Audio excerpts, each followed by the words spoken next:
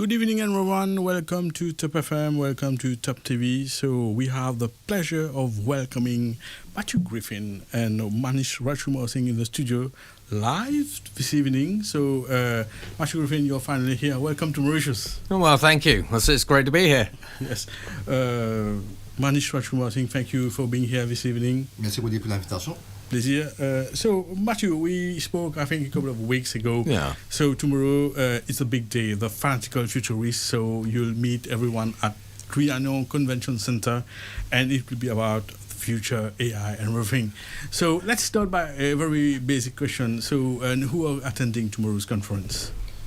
Demain, il y a pas mal d'exécutifs, des directeurs de compagnie qui viennent. Yeah. There will be about 70, 80 people, directors. Mm-hmm. And then we'll have about 30 to 40 senior managers coming in. Mm-hmm. So it will be about 150 people.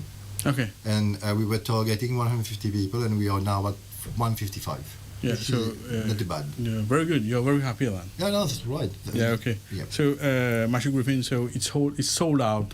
Yeah. Sold out. You're very successful. And Matthew Griffin, tell us, so what will be the main key takeaways for those coming tomorrow? So essentially, we're going to be talking through artificial intelligence. So what is it? Why is it? And how can it be used as a business and professional multiplier? Yeah. So put very simply, we're going to show organizations basically how they can 10x or 100x, basically whatever it is that they want to do. Mm-hmm. And I think the question would be, we spoke about it last time, is there's a big hype about AI. Absolutely. And then it's very difficult to differentiate about what's true or not. So we'll be talking about it tomorrow. Yeah, absolutely. So, this is the thing. It's, as you quite rightly say, artificial intelligence, basically, when we have a look at the amount of capital investment going into it at the moment, it's $6 trillion. Mm-hmm. There are a lot of organizations that are doing their best to try to sell artificial intelligence as what we call the everything engine, basically, where whatever the problem is, AI solves it. And it's not the case. It's very good at quite a lot of things, but it's also bad at quite a lot of other things. And so what we're going to do tomorrow is we'll cut through the hype. Yeah. And exactly. We'll show the good, we'll show the ugly. Maybe we'll show some of the things in between.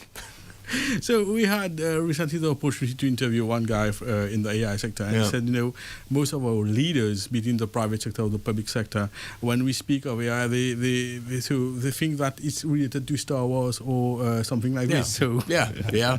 It's the case. Realistically, when you have a look at the number of generations in work, for example, you've got 4 generations in work. Mm-hmm. If you go and ask a senior leader, what are they doing, she would say, in the digital space or in the artificial intelligence space, you get a relatively boring answer. Yeah. And quite a lot of them simply aren't doing anything at all. Mm-hmm. If you go and ask a 21-year-old what they're doing with artificial intelligence, they say, well, we're running it as an operating system. It's running my life. Basically, it's organising my calendars. It's finding my dates. It's finding my next job. It's doing everything for them. Booking my travel tickets. This is it. And this shows the huge divide basically between the different generations. Mm-hmm. And so from a business perspective, this is why we look at reverse mentoring, basically where we have the younger generations actually educating the older generations on, what is it, why should we care? Mm-hmm. But senior leaders basically are missing out on a huge opportunity just by, on the one hand, underestimating what the technology is capable of today, let alone not actually embedding it into their organizations. The vast majority of organizations today are digital by design. But the world's leading organizations, the ones that are going from zero to multi-billion-dollar valuations almost in months in Silicon Valley, they are AI by design. And when you compare a digital organization that's undergone digital transformation versus an organization that is undergoing an intelligence transformation, at the leading edges, admittedly, there's no comparison. So, Matthew Griffin, when we speak of you, we have read that you are a renowned futurist. You're an expert in AI, emerging technologies, and future trends. So, and a section of the audience coming tomorrow belongs to those who think that AI can be a boring thing. Yeah. So, and you have this huge task of convincing them that it's not. Yeah. Yeah. Well, so I suppose basically my ultimate task tomorrow is to, at a very basic level, is to get these senior leaders to actually take the first step in using AI. A lot of organizations and organizational leaders that I speak to, they often tell me that they understand AI. It's a technology that's realistically been here since the 1960s, albeit that the latest technologies have really been here since 2022, and they're fundamentally different to the machine learning platforms of old. But the very, very, very, very few senior leaders, when asked, have you experimented with AI? Have you tried to push the boundaries? Have you tried to do something interesting with it? They'll say, I used it to do an email. And that's pretty much where they stop. That is not basically testing the leading edge, maybe not the bleeding edge, but that's not testing the leading edge of what artificial intelligence can do for any business. One question, very basic question. Do we have to be young to adapt and understand AI? No. If we have a look at things physiologically, basically then, the older you get, the less plastic your brain is. Basically, so, it takes you a little bit longer to pick up concepts and everything else, which is why younger people have the advantage. But realistically, I've got back in the UK, I've got 80 and 90-year-olds basically who are now doing software development basically in their nursing homes by using artificial intelligence. So there generally isn't any excuse. There's no reason why anyone at any age, whether you are 8 or 80, basically can't actually just pick up a chatbot basically and have a conversation with it and give it a go. So there's no excuse. I know that time is precious and time is money, so you travel a lot. And Matthew, why is this conference in Mauritius? So I think basically what we're really trying to do is we're trying to enact a wake-up calls basically within the leaders, but also within the community at large. When you actually have a look at the amount of opportunity that Mauritius is presented with, there are opportunities absolutely everywhere. There are more opportunities than Mauritius can actually manage at the moment. Now, from a technology perspective, you can either basically stand still and get passed by, or you can actually be the country that actually picks up the gauntlet and actually, in many respects, takes us to the African continent and dominates. It's the opportunity to lead has never been more prevalent.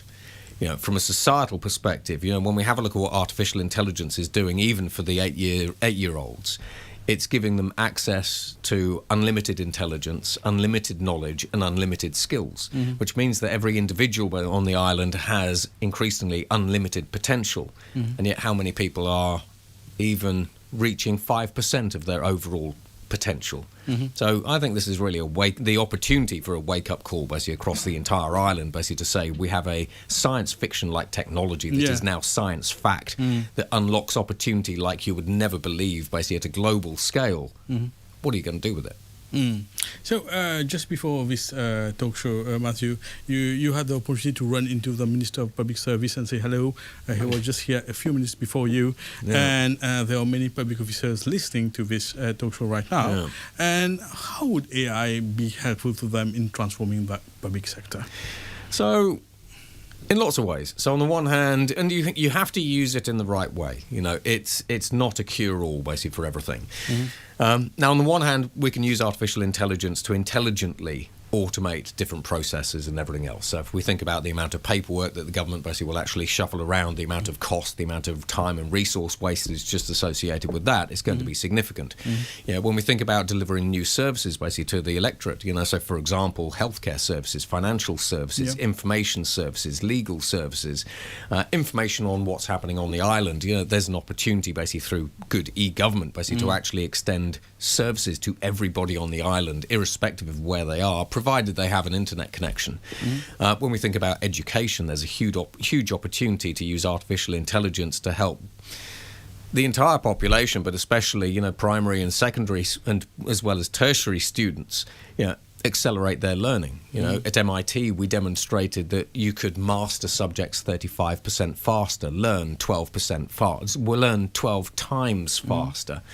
So there are lots of opportunities, but in addition to that, artificial intelligence can identify financial waste, identify all kinds of new things. So if you're looking to run a lean and efficient modern-day government, basically, then realistically there is, I'm going to say no excuse, but there's going to be no reason basically why you shouldn't actually be embedding artificial intelligence basically throughout the government. But you do it responsibly, you do it transparently, you do it basically with people at the forefront. So before my last question to you, if you go back to the journey of Mauritius, at one point in time we had what we call the economic miracle of this country, so which is an economic model which is very much known in the world. So do you think that AI could could contribute in getting us a second economic miracle? Yeah, absolutely. So let's put some meat on the bones. That's it, because it's easy to say yes, but actually, really, what we want to know is how. How exactly? So, a very simple example is the vast majority of people in Mauritius basically were probably never taught software development, for example, and yet today, using artificial intelligence, basically at the Triton Centre, I recreated the Bloomberg terminal, basically with a couple of people, basically in 15 minutes. Everybody on the island is a software developer. Yeah, for example. Yeah, when we think about economic miracles, what happens basically when every single individual on the island has access to an Einstein-level IQ system that has 4,000 times more general knowledge than any human, that democratizes access to skills, whether that's software development, whether it is legal work, basically whether it is content creation, as we've heard today, and so on and so forth. But then are able to create new digital products and services that by the end of the day, if they know how to scale them and execute properly, could be used by 4.5 billion connected people all around the planet. That's it. So, when you actually have a look at economic miracles, the vast majority of people really in any country basically are punching very well below their weight in terms of what they actually offer to the country, as well as to their own lifestyles and their own wages and their own earnings and their own family earnings. This is a transformative, civilization-level changing technology.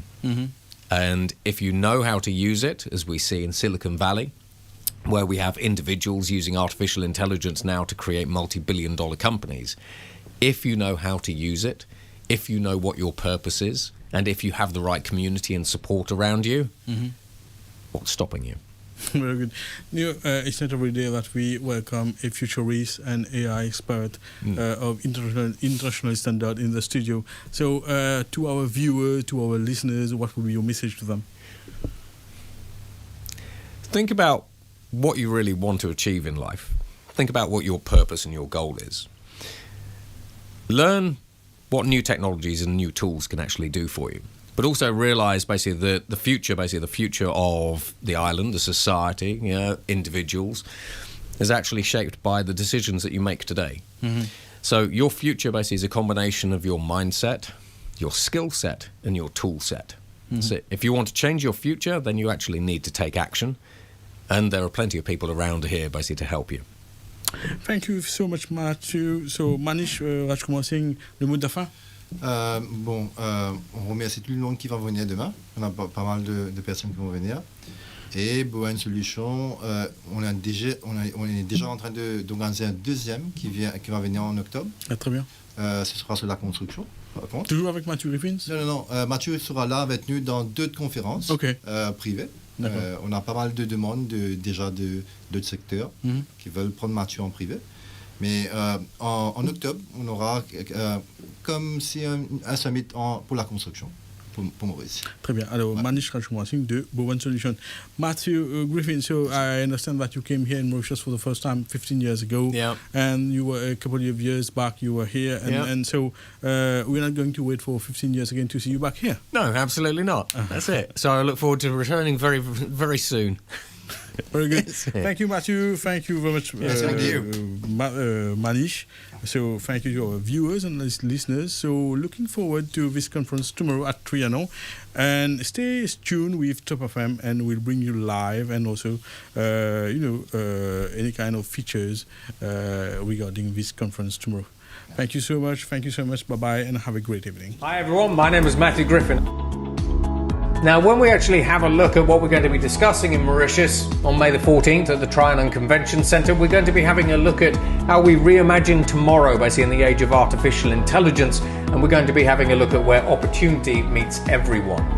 Now, it's no secret that AI is transforming global industries and economies at a speed that we have never ever seen or witnessed before, that most people are completely unprepared for.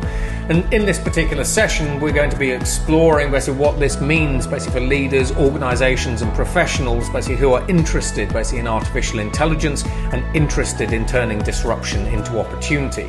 So I look forward to seeing you there, and I'll basically release a couple more little video blogs over the next couple of weeks just to sort of keep you fresh. Stay tuned.